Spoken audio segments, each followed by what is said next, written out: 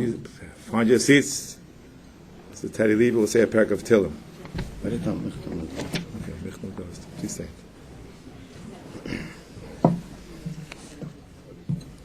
מכתב לדוד, שומרני אל כי חוסיסי בך. אמרת לאדוני, אדוני אותה, טוב עושי בעל עליך.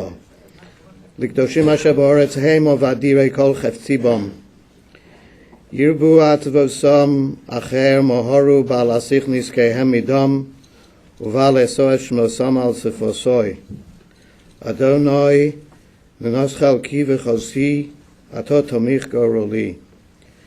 חבולים נפלו לי בנעימים, אף נחלוס שופרו עלי. אברך את אדוני אשר יועצוני, אף לילות יסרוני חיליוסוי. שביסי אדוני לנגדי סומיד, כי ממיני בל אמות.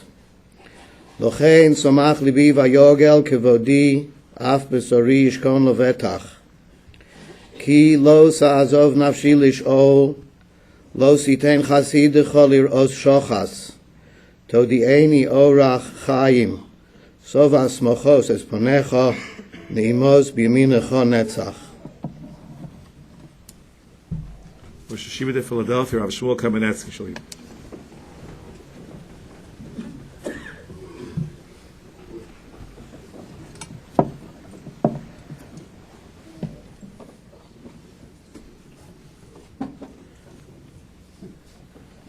Very difficult to speak about a person that know him for 60 years.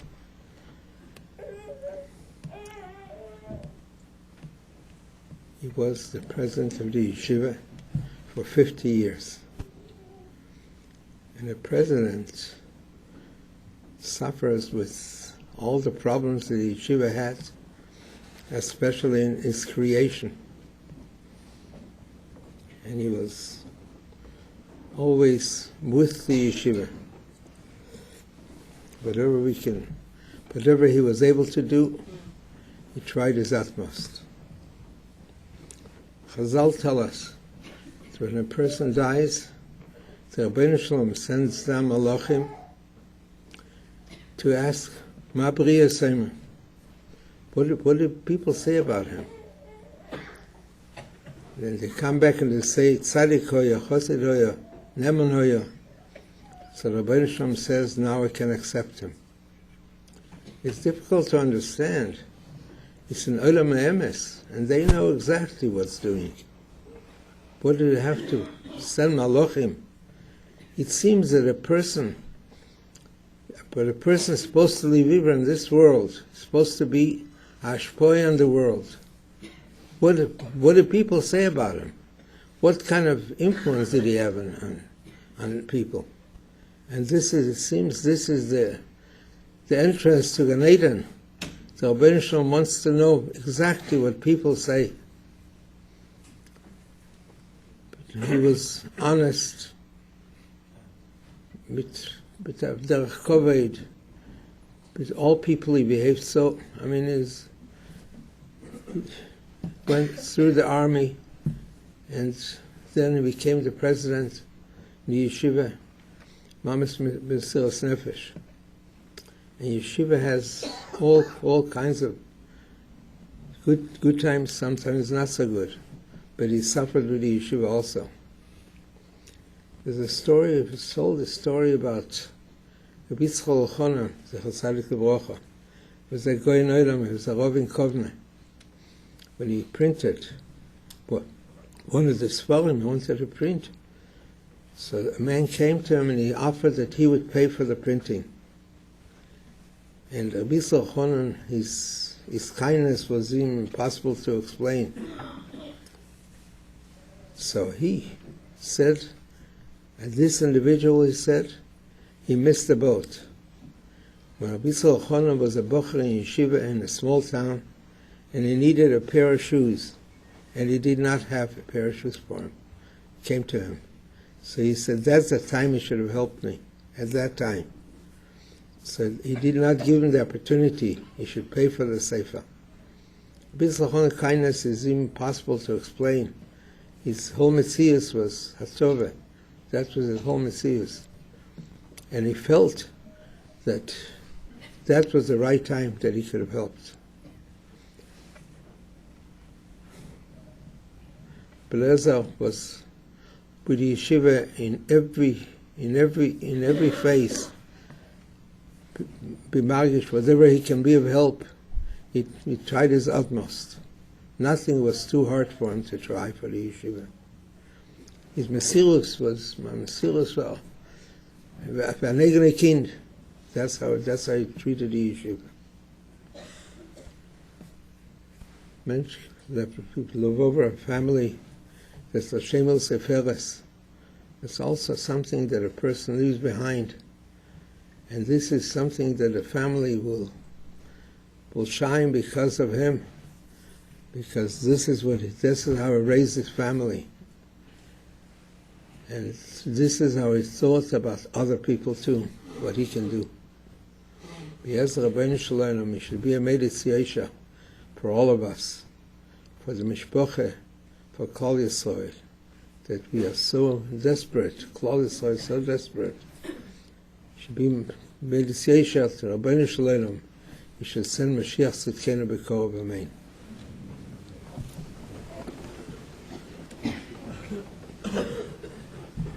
Mantel Kavadas Yeshurun.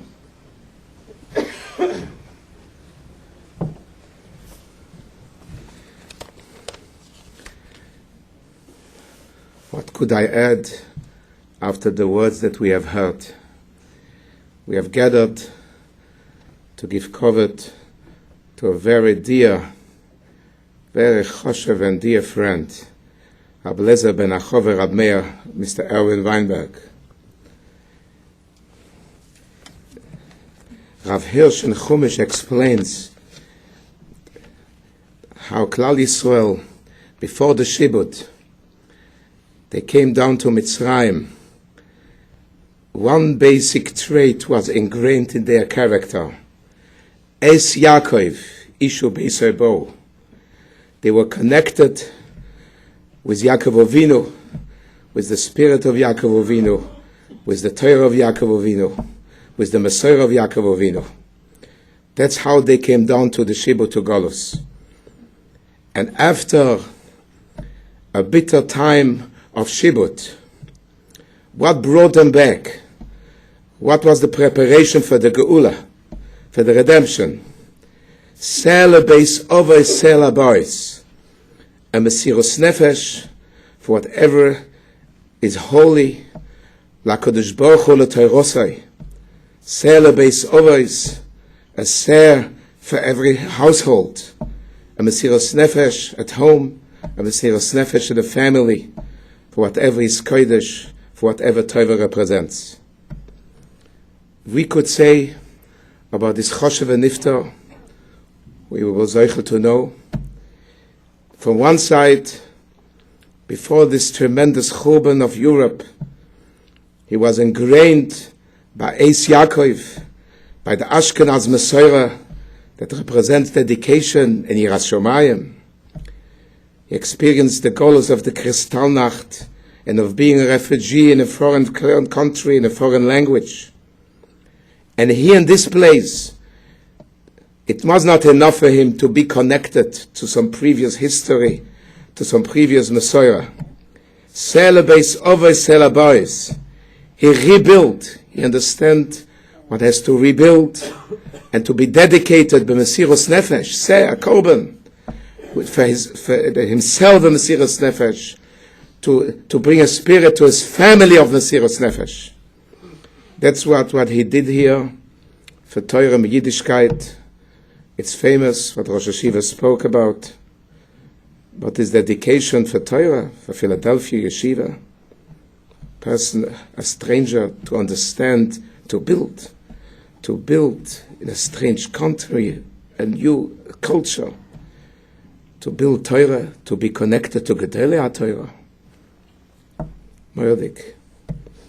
And we see that this dedication, this Mesirus Nefesh, this Yiras Shomayim, we see that in his children, his grandchildren. Kulam ahuvim, kulam berurim.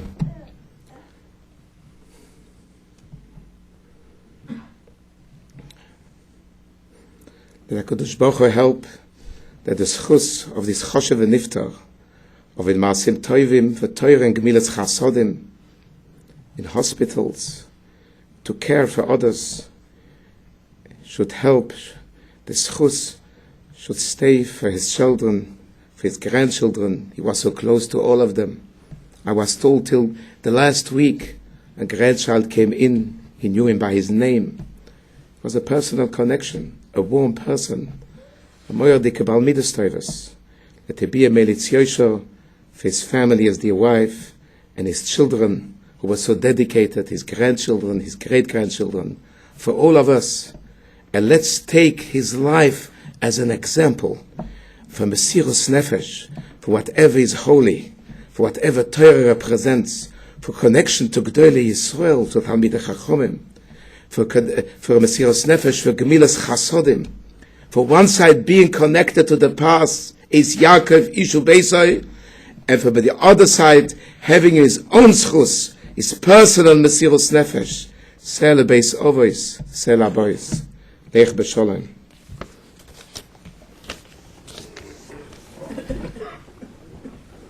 David Weinberg.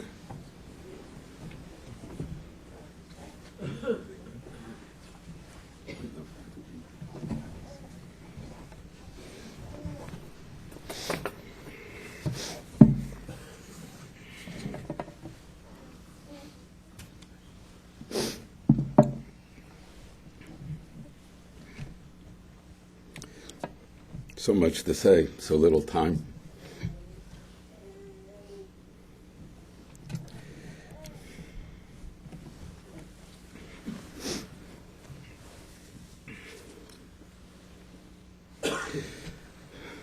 I'd like to change the order that's usually observed on occasions such as this.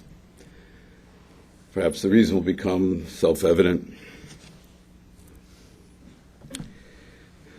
Each morning after we say Birchas HaTorah,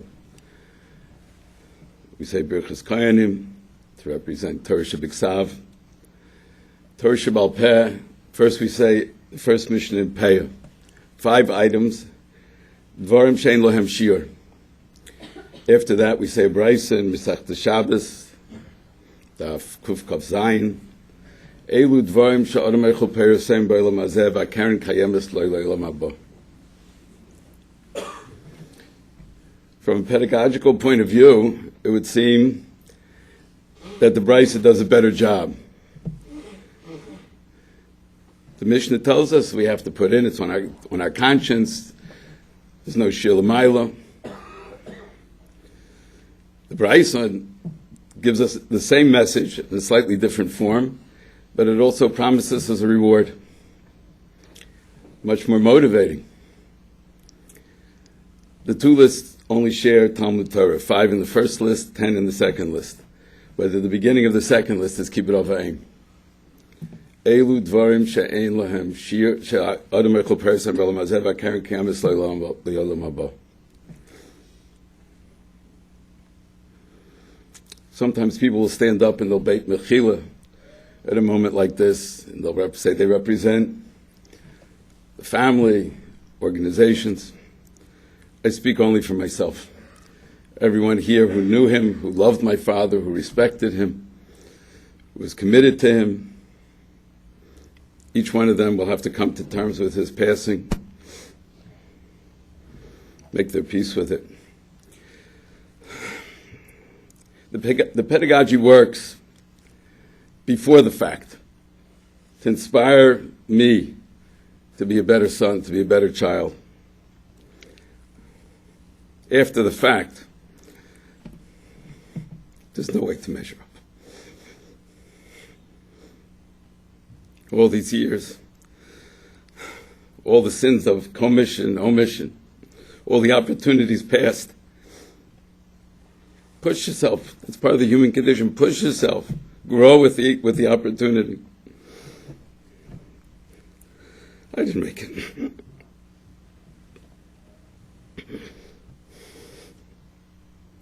I didn't make it. I'm sorry.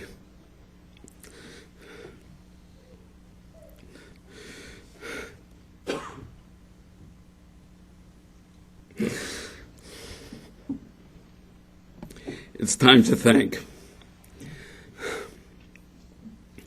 If I were to list all the people who had a relationship with my father, who showed him a bond of respect, of love, of caring,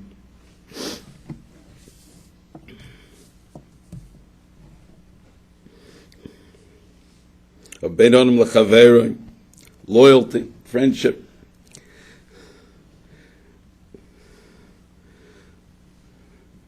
the time would run out. We'd have a shayla of halanas hameis, chil Shabbos. I wouldn't run out of names. But there are three who have to be mentioned, specifically because it's so difficult to articulate what they did for my father.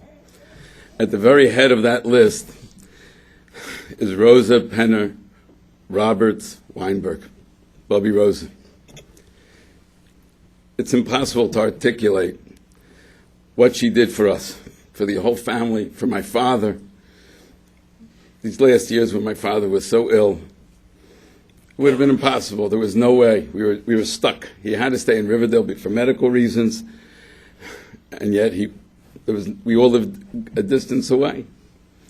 He needed to be taken care of day and night, with particular emphasis on the night.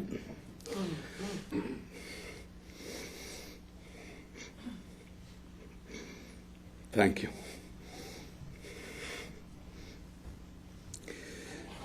The next is the Kehillah Kadosha Young Israel of Riverdale, led by Rabbi Mordechai Willig, who was not only a renowned Talmid Chacham, but a Bal Chesed, a Melumid in Beinonim L'Chaveroi, the pastoral rabbi.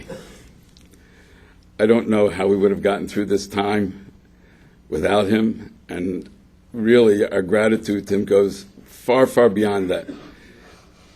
He knows my father from 1973. My father was on the committee that hired him. He used to say he was the only surviving member of the committee that hired him. Rabbi Willig told me last night, my father said to him, I don't know why I'm on the committee, he had just come to the community. Rabbi Willig understood why he was on the committee.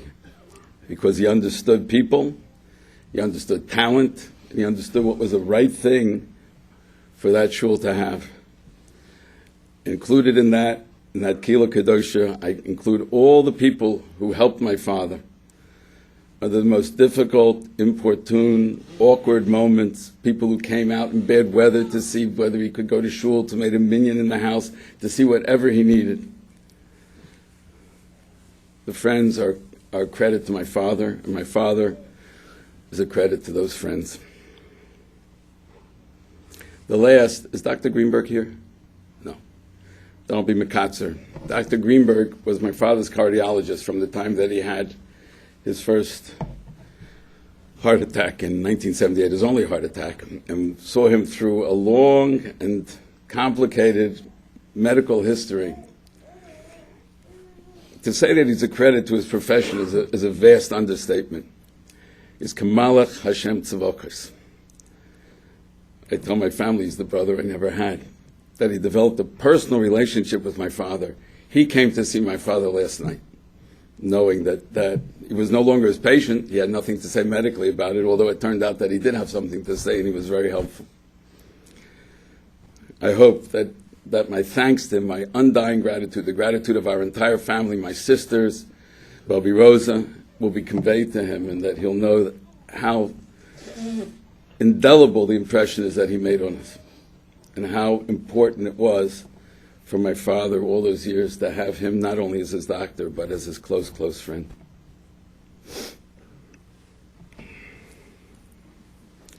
The Gemara, Alamdim would say, it's right next to each other, once in Chagiga and once in Moed Katan. Brings down the pasuk from Zechariah. Kisisei kayin yishmeru das, v'tori v'akshu mipiu, ki malach Hashem tzavakaiso. Twice. In Moed Katan, it's about the Talmud of Rabbi Yehuda, Tzuvah Mirabonon, and in Chagiga it's about Acher, about Elisha ben Avuya. It says, Im nirloch orav kemalach Hashem tzvakos yilamdu Torah piyim v'im lav lo yilamdu. What is that pasuk teaching us? It would do us a lot more good if the pasuk would tell me that the malach looks like my Rebbe rather than that the Rebbe looks like the malach. What is it teaching us? So we know, we have a Kabbalah. I don't know if anyone here has had experience with a malach, but the Chazal tell us. Pasuk in Zechai, v'nosati l'cho malachim ben ha'imdim ha'elim. A malach is an oimed. He's an immutable manifestation of Ritzonei Kaviyachol, transcending time, transcending place.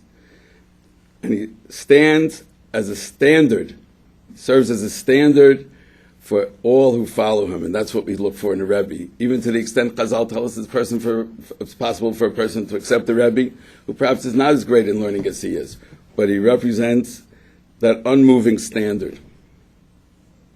That's what a Malach is, and that's what a Rebbe is. So much for the Rebbe. What about a parent? We don't choose our parents. I am one of the luckiest people I know. God gave me a set of parents. My mother, Allah Shalom, my father, Harini Kaparas Mishkova.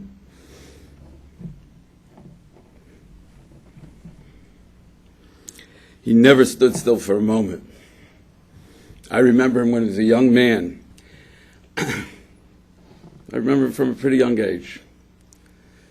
And he had just been through a horror. The core of his youth had been carved out. He was a prisoner, so to speak, political prisoner, subject to persecution.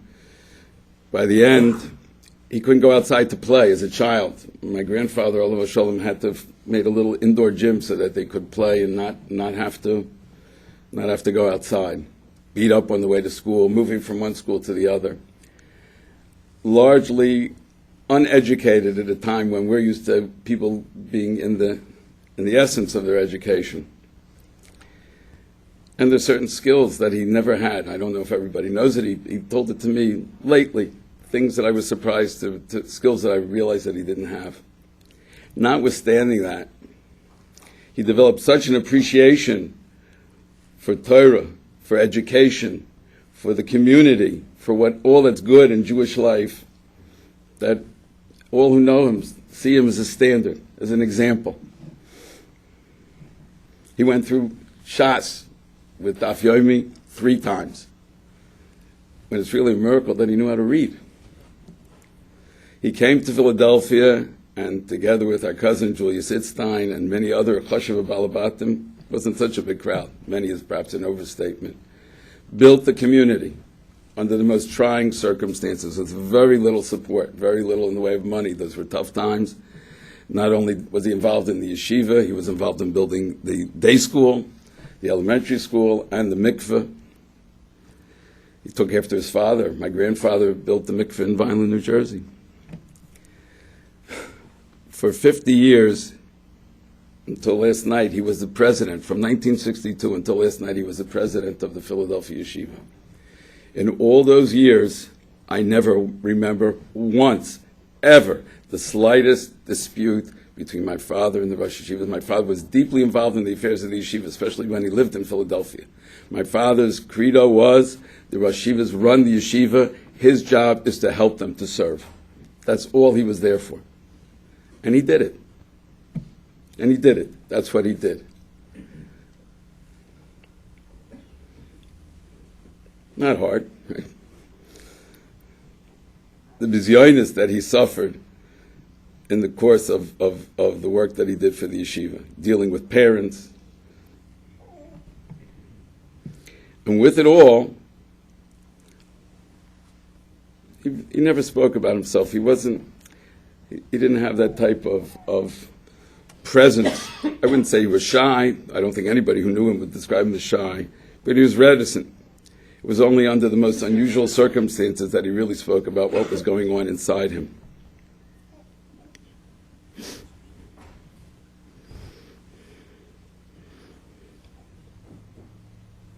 His family and those he leaves behind, my sisters, my brothers-in-law, my wife, my children, my grandchildren, my great-grandchild, stand as a testimony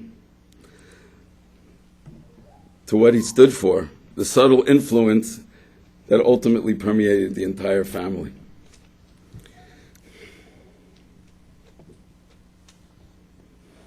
Everyone is unique. My father was more unique than most and not showy about it. My tefillah is he should be a melitz yosher for myself, my family, all of his friends, those who devoted themselves to him. We should be zeicha to Gula Yeshua. Rav Moshe Brown Shlita.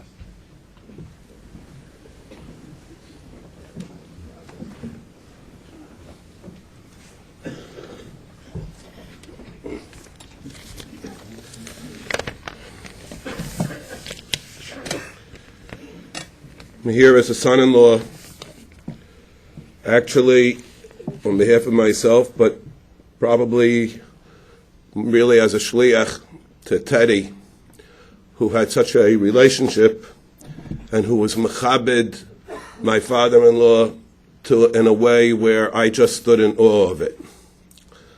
And therefore, I'm here as one of the sons-in-law, but be'ikr representing Teddy, who really should be standing here and speaking. I'm wondering if we would fill up this room with the families that are on this world because of my father-in-law. There would be not nearly enough place in this room. Probably of the 30 people or so that he saved, Kipshuto, plus all their families and their children and grandchildren and great-grandchildren. Kol hamakayim nefesh achas meYisrael kilu kayim olam malei. There are olamais in this world because of the Heilige Nifter. That without his efforts and working non-stop, without any fatigue, as a 16-year-old, begging, imploring, getting down on his hands and knees to do whatever he could to get affidavits, to get them out of Europe. They are here in this world, all of the families that are in America, because of him, pushed their lives to the Nifter. We learn, we have Gemaras, Maseches Sukkah, such obscure possibilities. A person that builds a sukkah, lamata me'asara tvachim. Who ever heard of a person that sits on a sukkah less than 10 tvachim? Yeah, we could sit, stand, and view the life of the challenges of my father-in-law with such awe in the Mesiras Nefesh that he used, that he had, that he expended for the sake of a Kiyam HaMitzvah. He was one that was zeichet to B'kayim HaMitzvah of Sukkah, a Sukkah Lamata Me'asar Tvachim, with cardboard boxes, sitting in a barracks, under the ridicule of all of the other people in the battalion, the soldiers, with his feet outside of the sukkah, sitting in Mekayim HaMitzvah, or saying a bracha l'shem HaSukkah. He told me once, Rosh Hashanah, he wasn't given a furlough after coming out of experiencing the Gehenna of Europe. He came to America, was drafted in the American Army, And he spent an entire Rosh Hashanah in England walking 25 miles, an entire day Rosh Hashanah, until he was able to hear the mitzvah of Shofar. Told me he used to get up early in the morning and put on his tefillin with all the minim that were there in the barracks. They under the ridicule early in the morning. They would tell him, "Oh, Weinberg's taking his blood pressure again."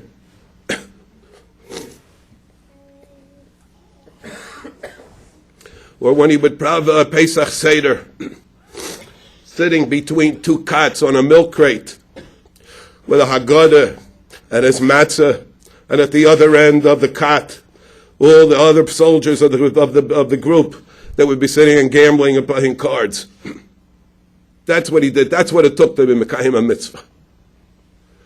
That's what it means, Mesiras Nefesh, that we could only dream of, that what we wonder, what would we do under those conditions.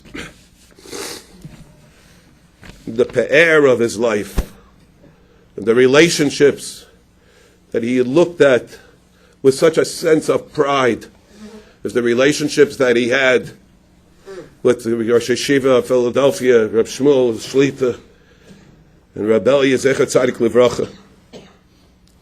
I think that carried him throughout his whole life with such a sense of pride. It was through them that he had a shaychus with the Rebbeinu Shalom. Whenever he talked about them, his eyes lit up. It was so proud of the relationship that he had. Therefore, when we talk about the lifetime of such trials and tribulations and a lifetime of challenges, it's really a time to celebrate a life that was really worth celebrating.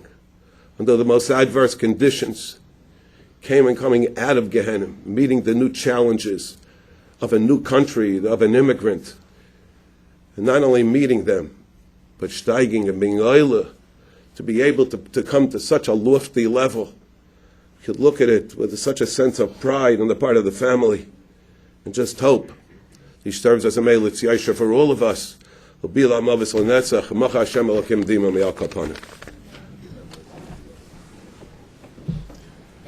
Shire, one oldest grandson.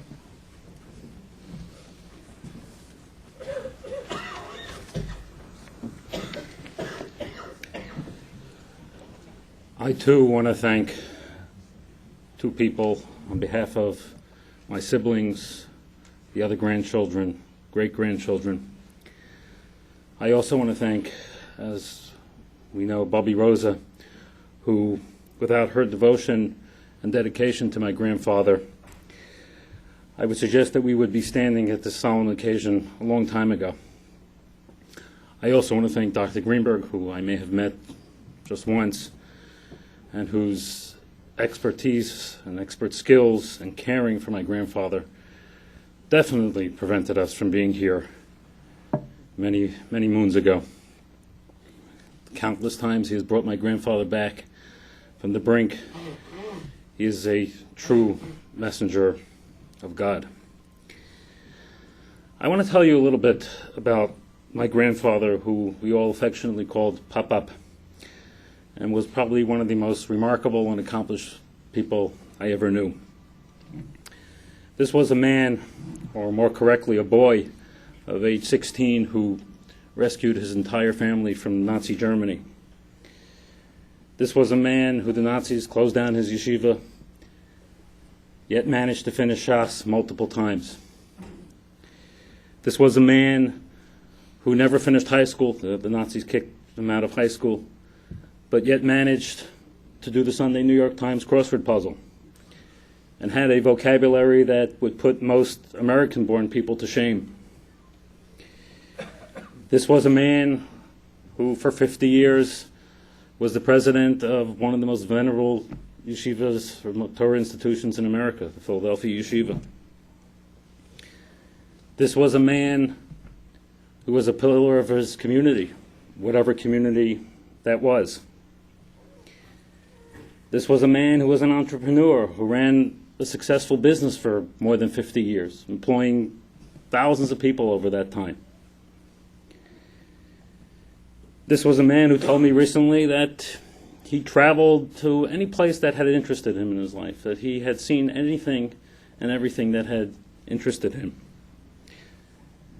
This was a man who had nachas from his children, his grandchildren, his great-grandchildren, his great-great-grandchild. This was a man who I was proud to call my grandfather, a man I was proud to call Pop-Up. This is a man who we will continue to strive to emulate. I know I will. Thank you.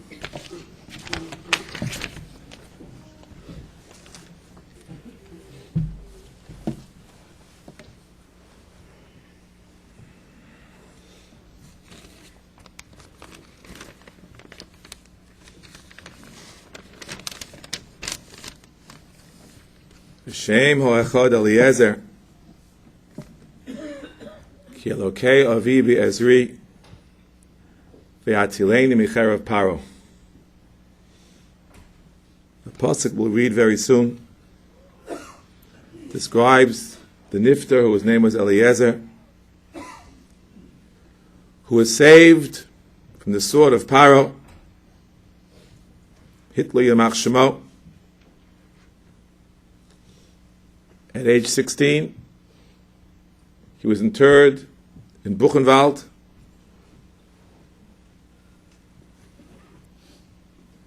Was released, escaped to England, and there, just as Moshe Rabbeinu, who was spared miraculously from the Cher of Paro, went to a distant land and continued his work in Atzalas Nefashos, as we just read in the Torah. He too, as we have heard, was Osik in Atzalas Nefashos.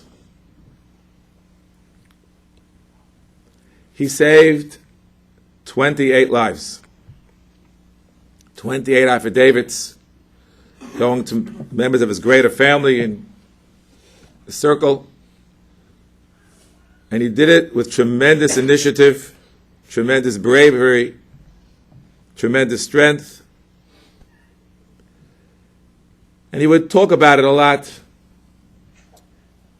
And to paraphrase one of his war heroes that we discussed, Winston Churchill,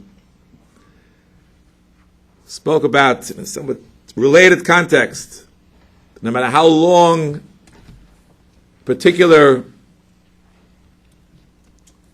nation would survive, this was the finest hour.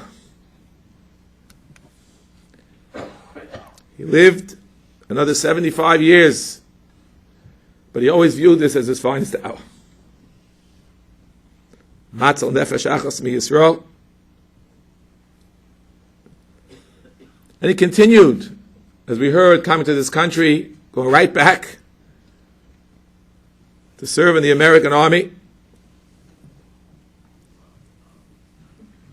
And he went back to Buchenwald, the same camp which had been interned some years before.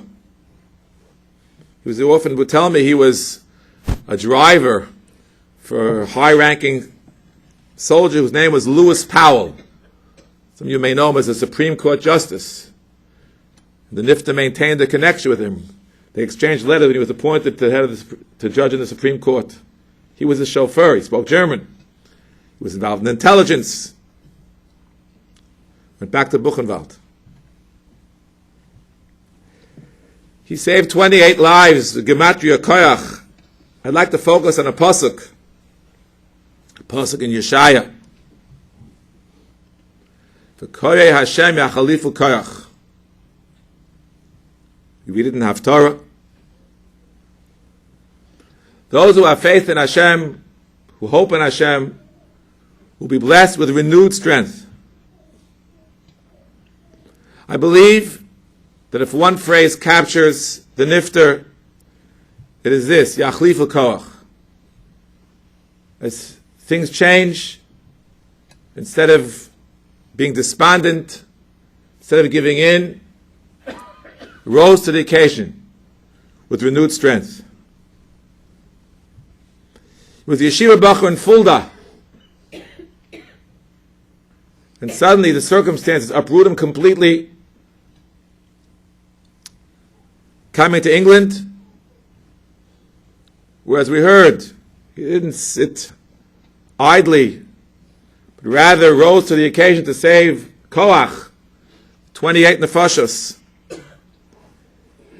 Became a soldier in the American Army, as we heard, conducted himself with Mesiras Nefesh, together with Hatzalos Nefashos. Came back to this country, and once again, if you will, metaphorically changed uniforms, and became a husband, a father, in the city of Philadelphia. He was the president of the yeshiva. He was a very, very close friend of the Rosh Yeshiva. And then various circumstances had him move from Philadelphia to Riverdale in 1973. Once again, Yachlifa Koach, he used to tell me that he in Philadelphia had this big house I was never privileged to see, and he somehow moved to an apartment on 239th Street. And that was the right decision to make given the particular circumstances, his children being married or just getting married.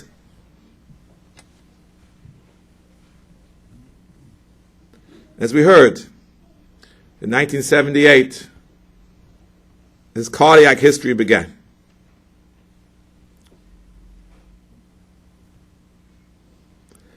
And many individuals, after a heart attack, they retire, they withdraw, they pull back. This is perfectly understandable. But not he. Once again, Yachlifu Koach, with renewed strength, in the post-heart attack mode, he maintained every aspect of his life which existed before. Kodesh Baruch Hu watched over him, and once again I must mention Dr. Greenberg, a heroic figure who was his friend till last night, till the very end. He maintained his dignity in his activity, in his home, in his office, in Ashul. He even added, became more involved in Talmud Torah and Adaf Yomi. For another 20 years, till his beloved wife Matilda passed away, 1998. At the very same time, his parnasa source evaporated. And you'd think sustaining two such blows, such body blows simultaneously, enough to knock anybody out. No! Yachlifu Koach. Again, drawing on inner reserves of newfound strength in those very difficult times. I remember he tried to learn to be independent, never wanted to rely on anybody else. And since he was by himself, he mastered the art of the kitchen. We'd invite him for Shabbos, he'd just come empty-handed. He'd come with challahs that he baked, with cakes that he baked. I said, would you? I never entered the kitchen when I was married. I had no choice. I picked up a book and I learned. Not a youngster. Yachlifu Koach. Wherever things had to be done, he found the strength to do it. He volunteered in Bika Cholim in our community, in many venues. But as we heard, he wanted to see what's going on outside. He just became involved in trips, overseas trips even.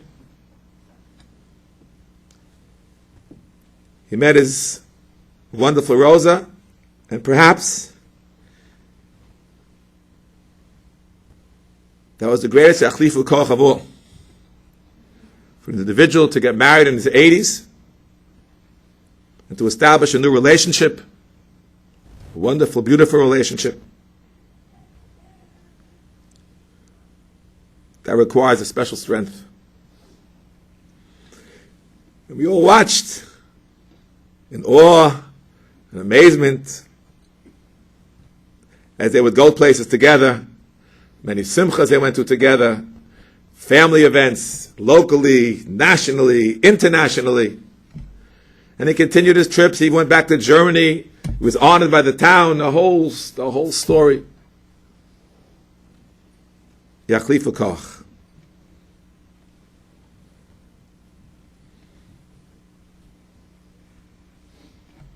Once again, I must express my personal thanks and admiration to his wonderful Eshes Chayil for all she did for him in these recent years, especially the last period of time when he was so sick. His entire family is so thankful, so grateful. To his many friends in Shul, I want to single out just two. One who's here, Mr. David Tessel. One who's outside, Mr. Joe Shabbos, who's a Kohen. They brought him to Shul when he was no longer able to come by himself. He came by himself, he drove by himself for a very, very long time, probably longer than his family wanted. And when that stopped, he's not coming to Shul, but he had to get to Shul. So during the week, Mr. Shabbos, so Zayn Gesund, who was only 1 month younger, he would say, I have to give him covered, he's a month older than me. Would come and take him every morning to Shul. And then Shabbos, Mr. Tesla was here, would come and take him in a wheelchair. They and many other devoted members of our community, both men and women, were very helpful. And a little tiny bit of payback time in Bika Cholim.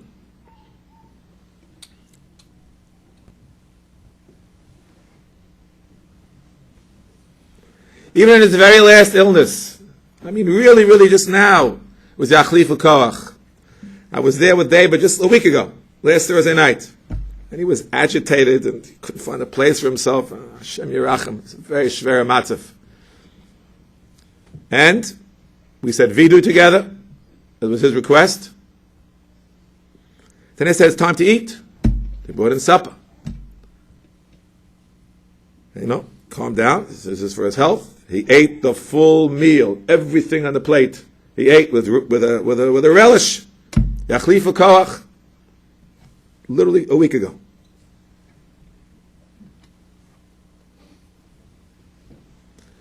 I believe that we have no chelik in the staros. I believe the last few days, when all the health care providers said it's in in our language, imminent in their language, he held out. He knew very well that his wife had traveled to Chicago for a simcha last night, a chasna in the family. Should she go? Shouldn't she go? I said she absolutely must go. She got on the plane, went to the chasana. As soon as the chasana was over, the neshama went up to Shamayim. We believe this is the ultimate Yachlifu Koach. When an individual moves from one world to the other, to a higher world, the pasuk concludes and talks about Yalu Ever Kanasharim, Yachlifu Koach, fly. As we'll read again shortly, what we say al kanfei hashechina, to soar to a higher world. And the Gemara says in Sanhedrin Tzadi Beis, and I say this particularly for the family, on that pasuk, the Kodesh Baruch Hu makes for tzaddikim, kinafayim, kanesharim, makes for them wings like those of eagles, without pain. Rashi says, la'uf, to fly, as it were, without pain. He had so much pain, he had so much travail.